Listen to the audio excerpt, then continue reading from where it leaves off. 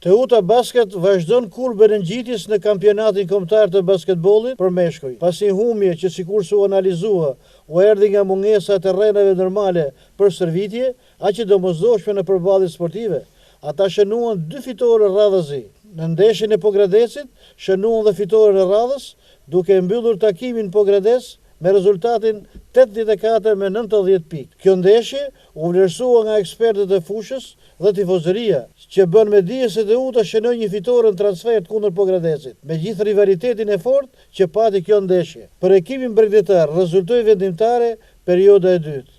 Në ndeshje ishte kapiteni i skuadrës Kristi Gërrea, që shënoi 25 pikë si dhe Abej Rejt me 21 pikë dhe 11 kërcime, të cilët mbajtën peshën kryesore në lojën e Teutës.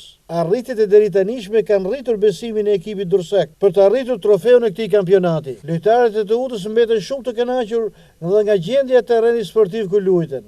Ata u shprehen pas ndeshjes se Pallati i Sportit i Pogradecit i jep leksione Pallatit të Sportit në Durrës, pasi mjediset atje ishin në gjendje të shkëlqyer dhe se shfrytëzohen vetëm nga ekipet sportive të rrethit, ndërsa Pallati i Sportit i Durrësit përdoret shpesh nga qeraxhinjtë të papërgjegjshëm, të cilët i kanë shuar mjediset e tija në kufi të skandalitetit, duke e bërë atë të papërshtatshëm për stërvitje, mangësi këto që reflektohen domosdoshmërisht edhe në rezultatet e ndeshjeve.